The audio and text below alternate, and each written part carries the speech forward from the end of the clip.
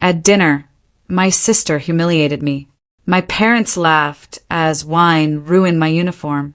Have you ever felt so invisible to your own family that you start to wonder if you even exist? Well, I did. Until one night, drenched in wine, my family screaming at me, a single small metal coin dropped to the floor and shattered not just my sister's engagement, but their entire delusion about who I really was. It was a moment of absolute comeuppance, and honestly, it felt damn good. My family always saw me as the background character, the unseen one. I was there to be useful when they needed something, and a convenient punchline when they didn't. For years, I just swallowed it. I let it go, but then they crossed a line, a massive, unforgivable line, and everything exploded. But to get there, we need to go back. My name is Evan Carter. I've been in the Army for 11 years, currently stationed at Fort Meade. I work in signals intelligence, deep inside SCIF, a sensitive, compartmented information facility. My parents, Susan and Thomas, never once bothered to ask what that actually meant. My sister, Claire? Oh, she just assumed it was desk work and turned it into her favorite running joke. Then, she got engaged to Michael. He was with the 3rd Battalion, 75th Ranger Regiment. Suddenly, my uniform, my service, became part of their entertainment. After 8 years in the Army, I'd been pushed into a joint task force. My family had no clue about any of this. All they knew was I worked near Baltimore and couldn't talk about it. Claire made sure that little tidbit was always delivered with a sarcastic wink, a guaranteed laugh. Around the holidays, the little jab started. Oh, Evan's too busy filing papers to help us move. Or, don't ask Evan about work, he gets all weird about it. And my parents, they never corrected her. They'd just nod, maybe chuckle a bit. My dad would even clap my shoulder and say, "Someone's got to push papers, right?" I just let it slide. Operational security, You don't correct misconceptions. You definitely don't advertise what you actually do. But Claire? She wasn't satisfied with quiet digs anymore. She needed an audience. I should have seen it coming when she started dating Michael a year ago. He was everything she wanted, a visible combat veteran type. The kind of guy who wore his brown beret to civilian functions and regaled everyone with deployment stories at parties. One evening in early March, Claire invited me to a gathering at her place. I almost said no. I just wrapped up a brutal 52-hour stint tracking some network in Syria, totally drained. But she specifically asked, and my parents said it would mean a lot. So I went. Her apartment was absolutely packed with Michael's Ranger buddies, fresh off rotation. They were loud, boisterous, beer drinking, swapping stories about firefights and jumps. I showed up in jeans and a gray hoodie, utterly exhausted from maybe 4 hours of sleep and far too much coffee. The moment I walked in, Claire announced, almost like a ringmaster, "There he is!" Evan, my big brother, the government employee. One of Michael's mates, built like a tank with those heavily tattooed forearms, grinned at me. "What are you doing, man? Intelligence analysis? You like spy stuff?" I started to answer, something about how it's more about data but Claire cut me off, practically rolling her eyes. "More like Excel spreadsheets. Evan just glances at computers, files, and reports. Very thrilling." The guys laughed. Not with malice, not really. Just dismissively. Michael even chimed in, "Hey, no shame. We need support staff, right? Someone's got to process the papers, right?" I just replied quietly. What else could I do? I stayed for just over an hour, picking at some wings, trying to watch the game. No one asked me anything else. Claire just kept the remarks coming, like a relentless drip. "Evan's too exhausted from typing," she'd say. "Don't bore them with work discussion." As I was leaving, Michael followed me to the door. He said, "Hey, buddy, don't take her jokes personally. Sisters, She's always talking about you." He added, almost as an afterthought, "So you really do intelligence work?" "Yeah." "Where is it?" I just said, "I can't say." He nodded as if he understood, but his eyes, they told a different story. They screamed that he thought I was exaggerating, making it all up. For weeks later, my dad called. His car had broken down, Transmission completely shot. He needed $4,200. I wired it that very night. 17 days later, I was scrolling through Instagram and there was Claire, posing with Michael in some high-end DC restaurant. Champagne, caviar, the works. The caption, "When your lover pampers you, right?" My blood ran cold. I immediately called my father. He confessed. He'd given Claire $2,750 of my money. She needed it for Michael's birthday. I just sat in my car at Fort Meade, phone clutched in my hand, staring into space. Then my security manager called. There was a situation escalating in East Africa. I was needed in the ops center, so I went to work.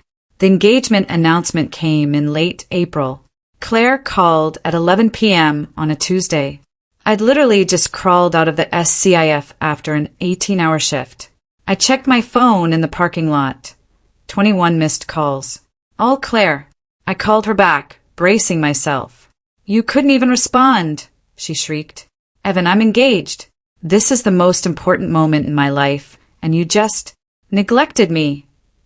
I calmly told her I was working. She scoffed. "You're always working, or you claim to be. Michael says real military makes time for family." Then he got on the phone, his voice dripping with condescension. "If you actually cared, you'd pick up." My jaw tightened. I wanted to tell him about real operational security. I wanted to scream, but I held it back. "Oh my God, stop!" Claire interjected. "You work in an office. Stop pretending to be special forces." I said nothing. "Whatever," she huffed. "Michael and I are hosting an engagement celebration on May 24th. You're paying for it. You owe me, Evan. I used to cover for you growing up, make you look good. Now you're going to be too serious to enjoy my joy." I couldn't believe what I was hearing. "I didn't say that." "Then you pay. Ruth's Chris, private room. I'll send you the details." Then she hung up. I called her right back. She picked up immediately. "Changed your mind," she purred. "I'll attend the party," I said, my voice steady, "but I won't pay for it." Silence. "Then what?" "I am not paying. Ruth's Chris costs money." "Are you serious right now? After everything?" I asked again, completely drained. "Evan, you cannot." I hung up. She called back. I ignored it. She texted. I ignored that too. My father called the next morning. I let it go to voicemail. He left this long, rambling message about family and responsibility, about how selfish I was being on Claire's special occasion. I just deleted it. Then I went back to work. That's when I met Emily. The ER at Baltimore General was absolutely buzzing for a Wednesday night. I was there because I'd sliced my hand open on a filing cabinet drawer. Yeah, I know. Stupid accident, but deep enough for sutures. The nurse, who escorted me back, had dark hair pulled into a tight bun, piercing eyes, and the kind of calm you only see in someone who's witnessed truly awful things. Her name tag read Emily. "So, a filing cabinet?" she asked, scrutinizing the cut, a hint of a smile playing on her lips. "Yeah, it was a really bad day at work." She prepped the suture equipment. "This is gonna sting." It did. I didn't flinch. She looked up. "You're in the military, aren't you?" "How did you know?" I asked, surprised. "Posture. Most people recoil when I say sting." "You didn't even blink." I admitted, 11 years in the Army. She nodded. 4 years in the ER teaches you to read people. She stitched me up with smooth, precise movements. "So, what exactly does a military guy do with filing cabinets?" I smiled thinly. "Can't really talk about it. Classified. Something like that." She finished the last suture. "Well, try to keep the classified filing cabinets from attacking you." I almost laughed out loud. "I'll do my best." She gave me care instructions. "Come back in 12 days for removal. Ask for me." I did. She removed the stitches and we just talked. Nothing deep, nothing complicated. Just simple conversation with someone who didn't press for answers I couldn't provide. I asked her if she wanted coffee. She said yes. This was 5 months before Claire's infamous engagement celebration. By May, we'd been dating for over 4 months, mostly long distance. I was at Fort Meade or traveling for work. She was in Baltimore, working grueling ER shifts, late-night calls, weekend visits. Emily was a breath of fresh air, no drama, no games. Everything with her was straightforward. One night in early May, I was on the phone, completely frustrated, complaining about Claire's latest demand for money. Emily, ever so calm, stopped me. "Let's get things straight, Evan. Your sister asked you to pay $3,400 for her celebration. That was the original demand before it escalated." I said no. "What happened next?" she asked, her voice even. "She lost it. Dad left a voicemail about family obligations. Mom texted me this rambling essay about how I was destroying Claire's special occasion. There was silence on the other end. Then Emily hit me with it. "What are you getting for your money, Evan? Peace or permission to be disrespected?" I stopped pacing. "What?" "You heard me. If you encourage poor behavior, it doesn't stop. It multiplies." I didn't have an answer. "Evan," she said, quietly, seriously, "I work in trauma. I know the difference between someone who's been hurt once and someone who keeps walking into the same fire." 17 days later, the engagement party invitation arrived. Claire had my name listed as attending, but no +1. I emailed her. "I'm bringing Emily." Her response? Instant. "No. Family only. Michael's team only. No random girlfriends." Emily read the text, then handed my phone back. "Insulting someone you treat like an ATM is bold." I texted Claire again, but this time it wasn't a request. "She's coming." Claire called. I ignored it. She texted, "Emily has threatened to have a meltdown if you come with me." I texted back, "Good. Boundaries concern those who don't have any." The week of the party, a target package I'd created months before was completed. Clean. No civilian casualties. I was called into Chief Warrant Officer 3 Morales' office. "Staff Sergeant Carter," she said. "Not Evan, not Carter." Full rank always signified something. "Yes, ma'am." The task force commander extends his congratulations. "The package saved lives." "Thank you, ma'am." She studied me. "You look hammered as hell. When was your last real sleep?" I thought about it. "A few hours yesterday." "Real slumber?" "A week ago, maybe 4 hours." She leaned forward. "You have 76 and used days of leave. Use them." I sighed. "I have a family event this weekend. I'll rest after that." "Does your family understand what you do?" "No, ma'am." "That must be hard." I shrugged. "That's okay." "It's not okay," she countered, her voice firm, "but I can still order you to leave. Monday marks the beginning of a 12-day period. That is an order." The party was held on Saturday night. I donned my dress uniform. Claire had argued Michael thought it was cool. Emily wore a modest black outfit, as peaceful as always. The hostess at Ruth's Chris went over the list. "Carter's party. You're down for 1. "Make it 2, I said. She paused, confused. "I did not." Before we entered, I pulled the organizer aside. "If there's a card on file under my name, remove it." "Remove it," I urged, my voice low but firm. "Or I'll speak with management." She reluctantly removed it. The private space was white and gold, about 30 people scattered around. Claire visibly stiffened when she saw Emily and me walk in. Before she could even speak, Michael put his hand on her arm. There were 2 vacant chairs jammed into a far corner. I ignored them, deliberately dragged 2 chairs to the center of the room, and sat down. Emily sat next to me. My mother stared. Claire looked like she was sipping battery acid. Dinner began. Wine flowed. Conversation buzzed around us. Around 7:45, Claire and Michael started whispering.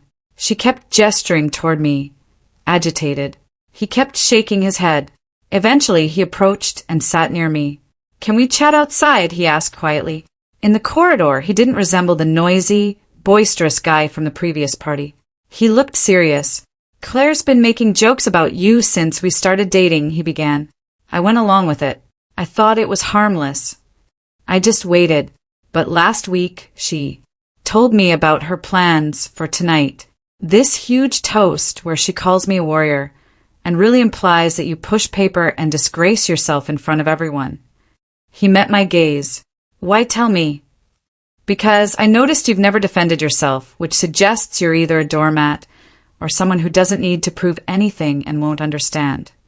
He paused. "You are not a doormat, Evan." I just looked at him. "How did she respond when you urged her to stop?" I asked. "She claimed I was being dramatic, that you don't mind." He looked uncomfortable. "Would you mind?" My voice was quiet but firm. "Yes, Michael, I do mind." He nodded slowly. "Then I'll turn it off. And if she goes ahead anyway, we'll leave. I'm not marrying someone who treats others like that." We headed back inside. Claire stood with her wine glass at approximately 8:50 p.m. The room quieted. "Thank you all for coming," she chirped. "This year has been amazing. I met Michael, my soulmate and hero." Michael, who was clenching his jaw, muttered, "You're everything I ever wanted."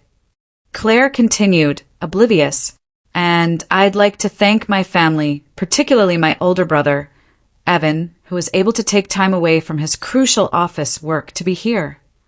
A wave of polite, strained laughter. "I know it must be difficult for Evan," she went on, seeing Michael in uniform and learning what true military service is like.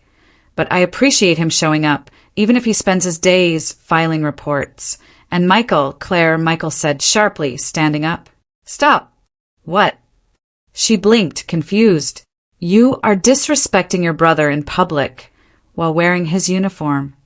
It's only a joke. He doesn't care. Right, Evan?" Everyone turned towards me. My parents, Michael's friends, Claire's friends. All eyes. I stood up slowly, looking first at Claire, then at my parents, who were now shifting uncomfortably. "Stop," I said, my voice quiet, cutting through the tension. "We are leaving." I turned towards the door. "Evan, you can't just—" Claire's voice rose shrill. My mother stood. "Evan, stop being dramatic. She's simply teasing." I kept walking. Claire, in a fit of rage, hurled her wine. The glass sailed past Michael. He had moved between us, trying to block her, but Claire surged sideways. The wine hit me square across the chest. Cold. Shocking. A deep red bloom spreading across my army blues. The restaurant fell utterly silent. Michael spun on Claire, his face a mask of shock and fury. "Are you out of your mind?" "He was leaving," she shrieked. "On my special night after everything I've—" "What have you had?" Was he humiliated? Someone mocked him? Has someone stolen his money? Claire's mouth opened, but nothing came out. Michael just stared at her. Then his gaze shifted to me, to my chest. The wine soaked through, dripping onto the pristine white floor. As I shifted, my jacket pulled open. Something weighty slid from an inner pocket. Then it dropped. Metal clinked on the tile. The coin rolled once, coming to rest near Michael's shoe. Michael's face utterly transformed. In about 2 seconds, all the color drained from it. "Oh no," he muttered. "Oh no, no," Claire snapped. "What are you?" Michael didn't look at her. He was staring at that coin near his boot as if it were a live round. "Is that it?" He started, paused, then restarted. "Where did you get it?" I didn't confirm, didn't deny. I just stood there, soaked with wine. Michael's hands began shaking. "How long?" he whispered. I replied gently, "I can't talk about it." "Jesus Christ," he said, sitting down hard. His entire crew was staring now. A couple of them had gone quiet, recognition dawning in their eyes. One of Michael's buddies, the large guy from the party, leaned forward. "Wait, is that—" Michael replied, not irritated, but quiet, almost imploring.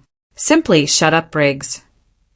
He looked up at me, then at Claire, and finally back at me. "I've seen that coin," Michael muttered, scarcely moving his lips. His gaze flickered around the room as if checking to see who could hear. "Where did you acquire this?" I did not respond. "Holy hell!" one of his teammates whispered.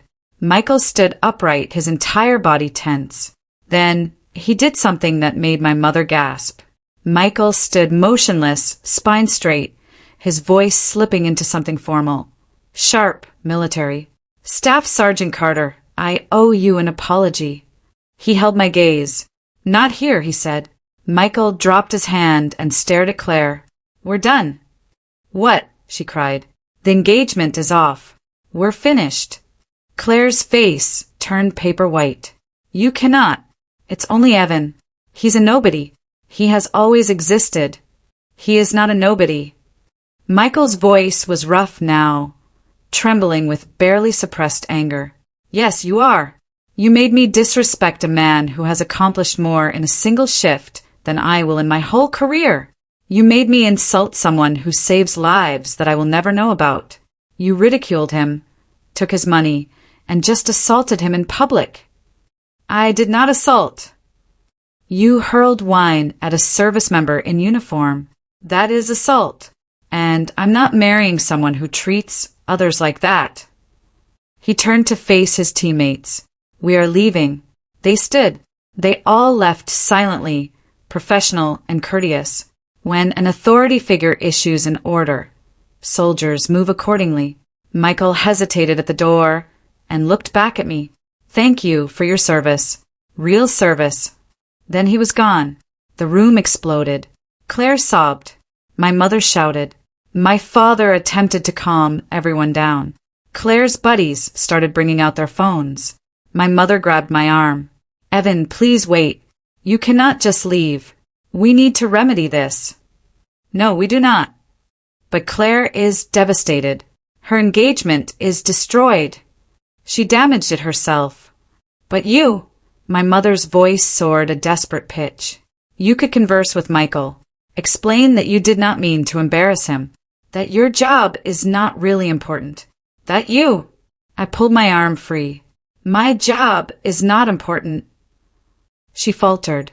"I didn't mean—" "Yes, Mom. You did. You meant it. Every time Claire teased me, and you laughed. Every time Dad labeled me a paper pusher, you nodded along. You meant it every time." My father stepped forward. "Son, you're upset. Let us all calm down." "I'm calm. I am also done." I walked out. Emily followed. The parking lot was silent. Cool. A May night. We made it to my car. A 12-year-old Honda Civic. Paid off. Reliable. I checked my phone. Claire had 11 missed calls. Mom, 5 missed calls. Dad, 4. I blocked all 3 numbers. Emily leaned against the car looking at me. "Well, that was something."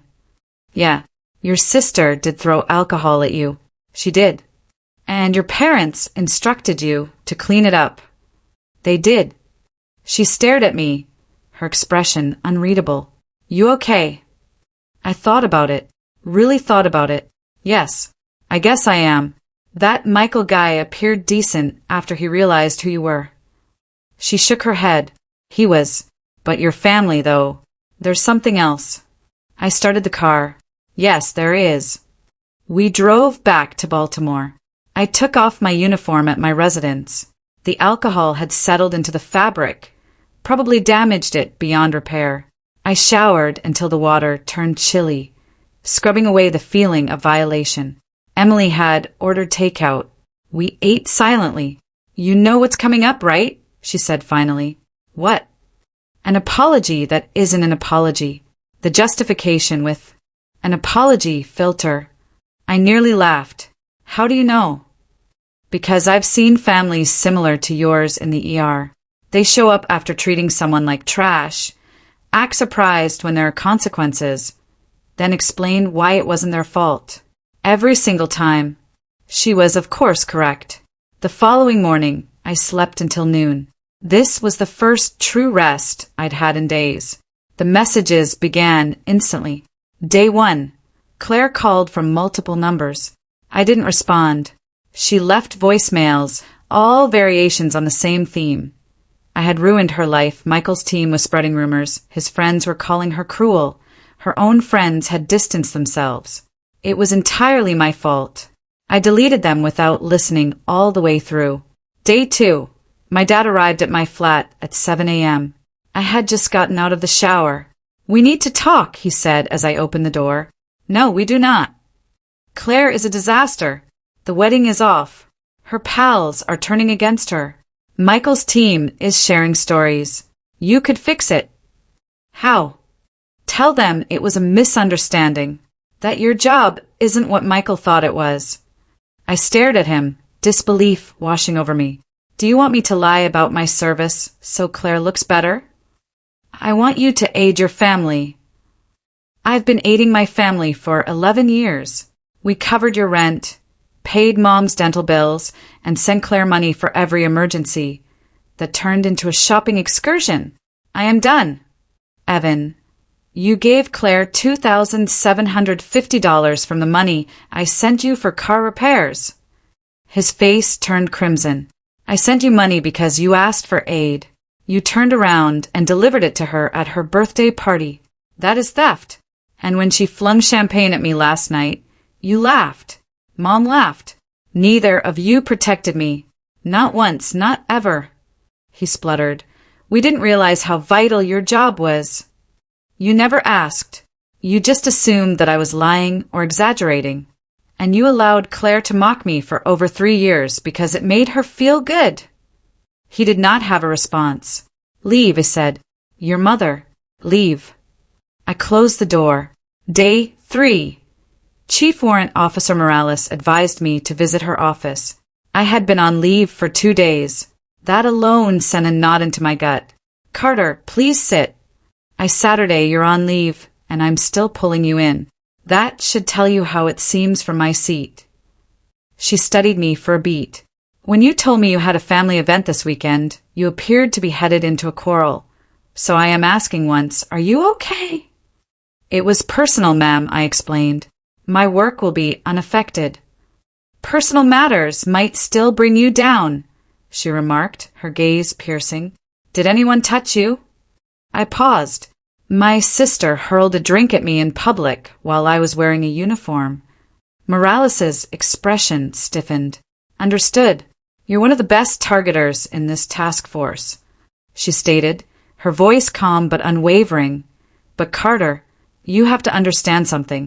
You do not owe access to those who disrespect you, whether they are relatives or not." "Yes, ma'am. I am serious. This work is difficult enough.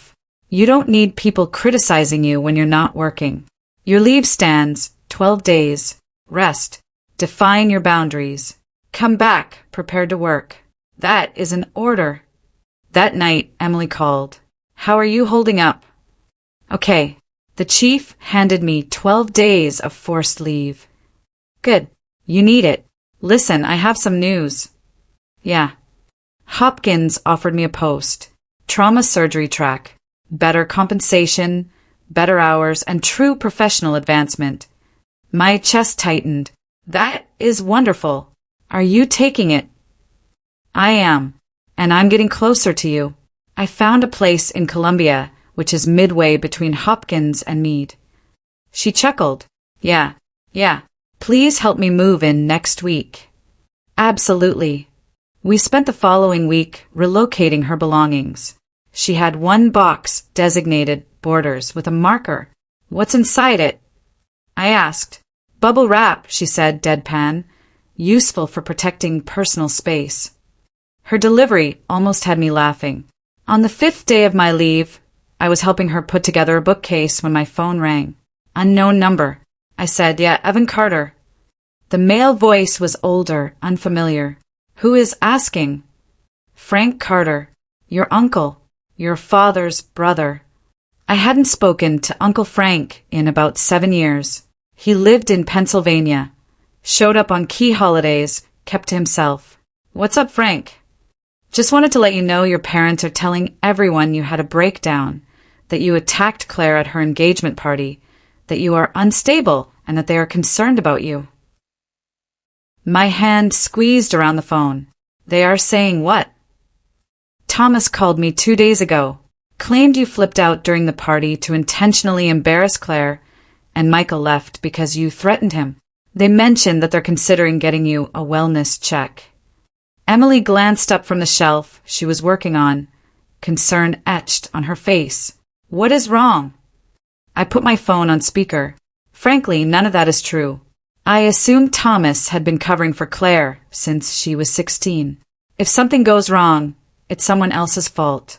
Usually yours. He paused. What exactly happened? I told him the entire thing. The money, the mockery, the alcohol. Michael recognizing my unit membership and calling off the engagement. Silence on the other end.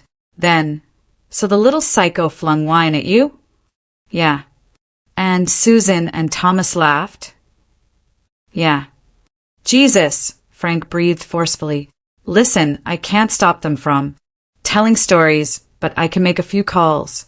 Set the record straight with the family. If they try this wellness check nonsense, I'll shut it down. You do not deserve this. Thank you, Frank. Call me if you need anything, Evan. I mean it. You're a good child. Always has been. Don't let them convince you differently. He hung up. Emily looked at me. They're attempting to dominate the narrative. Yeah. Are you going to let them? I thought about it. No, she smiled. Good. Do you want me to assist you drafting a message? We spent the next hour composing an email. Clean. Professional. No emotion. Only facts and boundaries. To Thomas Carter, Susan Carter, and Claire Carter. From Evan Carter. Subject: future boundaries. I am writing to set clear expectations. I will not be attending any family activities. I will not be providing financial assistance. I will not be available for phone calls, texts, or in-person appointments. If you distribute inaccurate information about me, I will publicly rectify the record and provide verification. If you continue to contact me after receiving this warning, I will seek legal action, including restraining orders. This is not negotiable. This is not a transient situation. These are permanent limits established after years of disrespect and recent attack. Don't contact me again, Evan. I reread it 3 times. Emily reread it twice. Send it, she said. I sent it. My mother responded within an hour. A lengthy email with 3 paragraphs describing how I had misunderstood, how Claire was only joking, how family forgives, and how I was being harsh and vindictive, breaking my mother's heart. Emily read it over my shoulder. That's not an apology, she explained. That is a justification using an apology filter. I deleted it without replying. The following few months were quiet. I returned to work, immersing myself in it, developing packages, tracking targets, getting the job done. Emily, and I settled into a rhythm. She worked trauma shifts at Hopkins. I worked classified shifts at Mead. We'd meet in the middle, prepare dinner, and talk about nothing and everything. My life had never felt more normal. In July, I was chosen for Sergeant First Class. The pinning ceremony would occur later that year. Chief Warrant Officer Morales also suggested me for a post at USACOM headquarters in Tampa. Special Operations Command. The type of posting that could launch a career. I accepted. Emily was offered a trauma fellowship at Tampa General that same week. She accepted as well. She grinned. Looks like we're moving to Florida. That does appear to be the case, I said, a rare smile on my face. We packed up her home in Columbia, moved south in September, found an apartment near MacDill Air Force Base, and began establishing a new life. I hadn't heard from my family. No phone calls, no emails, nothing. Frank Carter called once to check in. They are still telling people that you are unstable. Thomas tried to persuade me that you needed help. I told him that Claire needed help for attacking a military member. Thank you, Frank. You okay down there? Yes. Very good.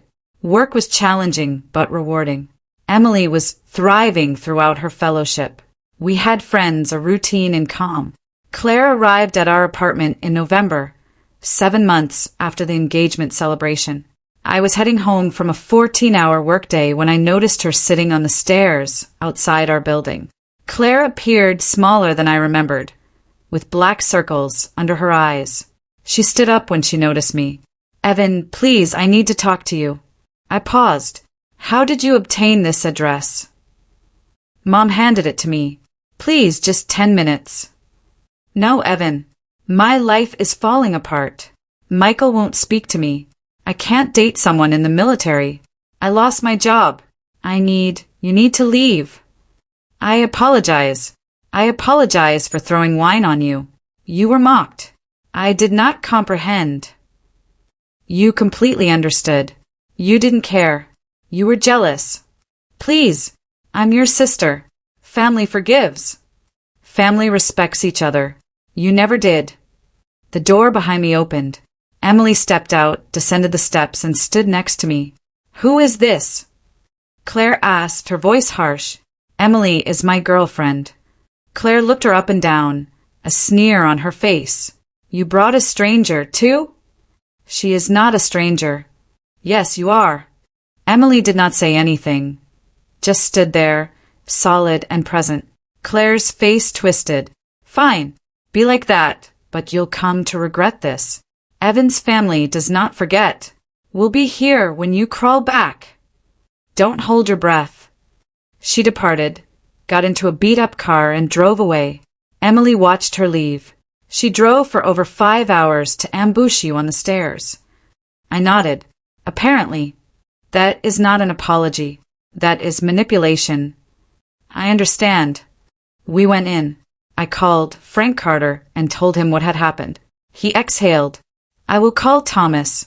Tell him that was inappropriate. But Evan, they aren't going to stop. They believe that if they push hard enough, you will break." "I will not." "I know you will not. I just wanted you to know what you're dealing with." My mother followed up with a letter 12 days later. Actual paper mail. 6 pages handwritten. How I had changed. How the military turned me chilly. How Claire was struggling as a result of what I had let to happen. How I owed them loyalty.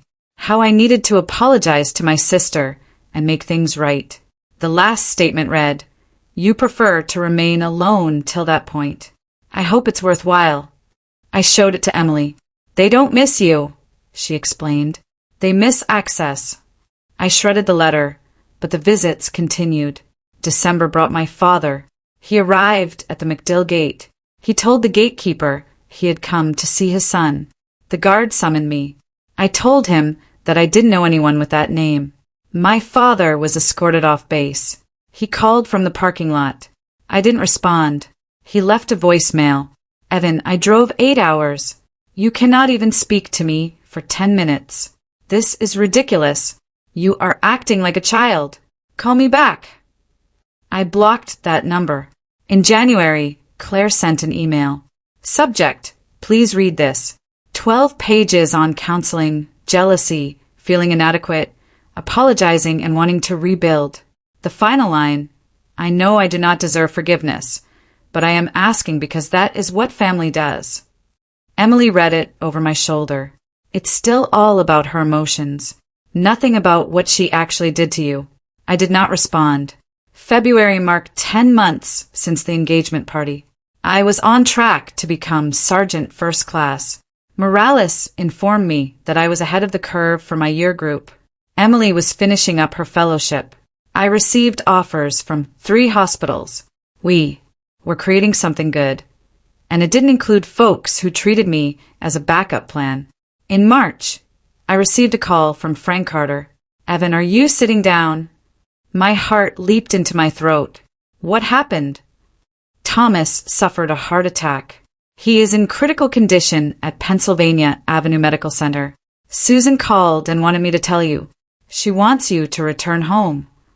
My chest tightened. How awful is it? Bad. They aren't convinced he'll make it. I sat down hard. Emily appeared in the doorway, a puzzled expression on her face. "I will call you back, Frank." I hung up. I told Emily what occurred.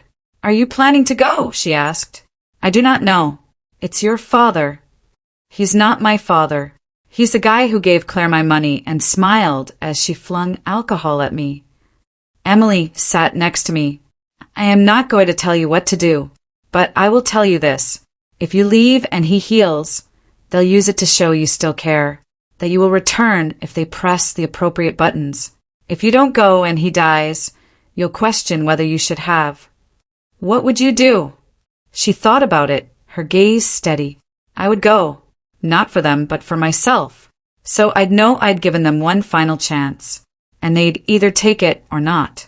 However, I would want to set clear boundaries, and I would leave the moment they cross them. I called Frank back. I'll come up, but I won't stay. And if they try anything, I'm leaving. Okay, fair enough. I will meet you at the hospital. The flight to Pennsylvania lasted 2.5 hours. Emily came with me. We rented a car and drove to the hospital silently. Frank greeted us in the lobby, looking older than I remembered. He told me he was in the intensive care unit. Stabilized, although it's touch and go. Susan is up there. Claire, too. Great, I thought. He looked at Emily. You must be the girlfriend. Emily, a trauma nurse. Good. We might need you. We got in the elevator. He said, fair warning. Your parents are telling everyone that you abandoned the family. They're playing the victim hard. Of course they are. The ICU waiting room was small. My mother sat, red-eyed, clutching tissues. Claire was beside her. They both looked up as we walked in. My mother's face flickered between shock, relief, and anger before landing on wounded betrayal. Evan, you arrived. How is he? Critical. They induced a coma. We won't know if there is brain damage for 72 hours. Her voice crackled. He might not awaken. I nodded, but did not move closer. Claire stood. Can we speak privately? No, Evan, please. Dad is dying. Can you set aside whatever? Whatever what? Was there an assault? What about the mockery? You stole money, right? Her face flushed. I apologized. No, you emailed me about your feelings. That is not an apology. My mother rose, her voice strained. Evan, now is not the time. When is the time to talk about how you allowed her to steal from me and laughed when she threw wine at me? How you told others I had a breakdown? We never. Frank told me everything. My mother opened her mouth, but nothing came out. The doctor appeared. The Carter family. He looked at us gravely. His condition has stabilized. We're cautiously optimistic. There are no visitors tonight. My mother sagged with relief. Claire cried. The doctor left. I turned towards the door. My mother grabbed my arm. Where are you going? Hotel. You should stay in the house. We have room. I would rather sleep in my car. Evan, please. Your father is dying. He is stable, and this is no longer an emergency. You're attempting to utilize a crisis to force communication. That is not fair. I got my arm free. Here's what will happen. I will come back tomorrow. I will see Dad. If he wants to chat, I will listen. But I am not staying with you. And if you try to manipulate me again, I'll leave permanently. Claire stepped forward. You are being cruel. Dad may die and you're. Say one more word and I'll walk out right now. She shut up. I left. Emily followed. Frank caught up to us in the parking lot. That went as planned, he said, a wry smile on his face. Thank you for the caution. He tossed me a set of keys. My reward. The hotel room features 2 beds. You and Emily can sleep there.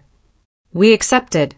The next morning, my father was awake, groggy and feeble, yet alert. The nurse allowed me in alone. He stared at me. Evan. Hello, Dad. You arrived. Yeah. A long pause. He appeared pallid, somewhat smaller than I remembered. I apologize, he whispered, his eyes wet. I should have stopped her. I defended you. I did not. I was mistaken. Yes, you were. Will you forgive me? I thought about it, a lifetime of choices flashing through my mind. I do not know.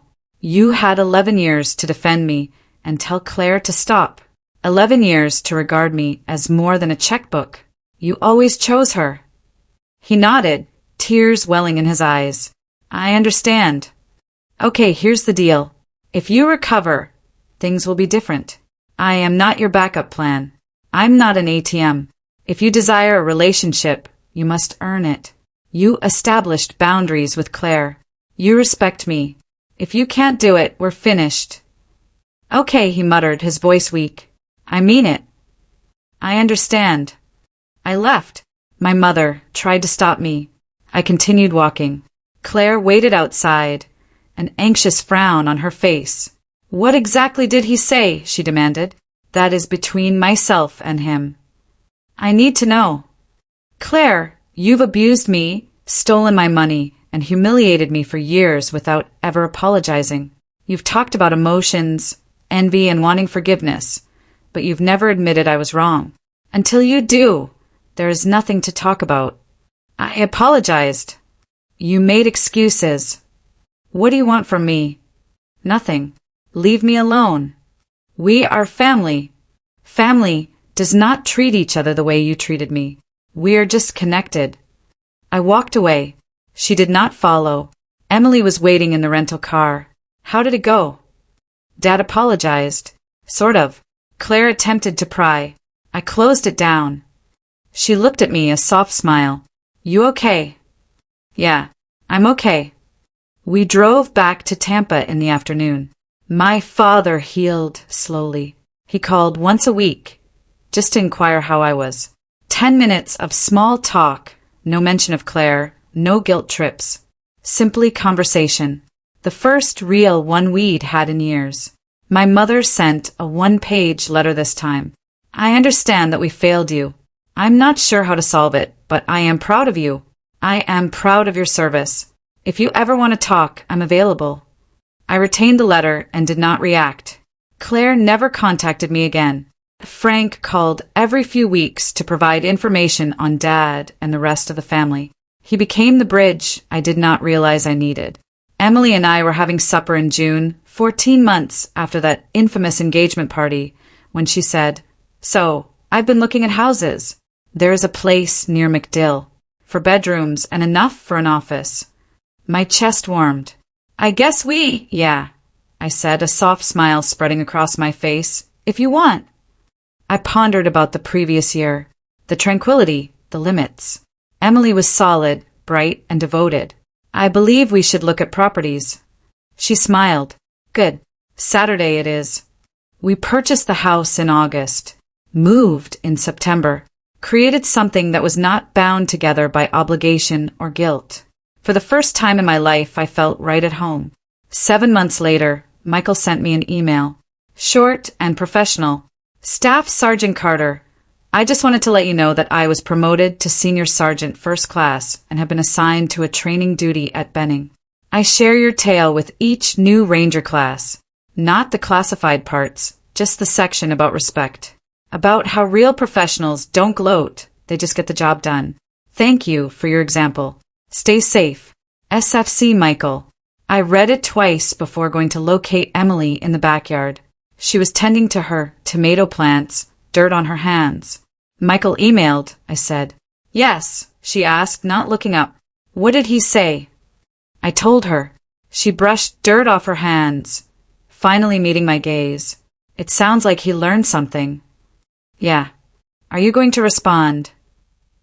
I thought about it. No. He spoke everything he needed to say. She nodded and returned to planting. I watched her steadily build something real. Some individuals will never acknowledge you for who you are, and that's fine. You do not need them to. All you need to do is finally see yourself. So I did.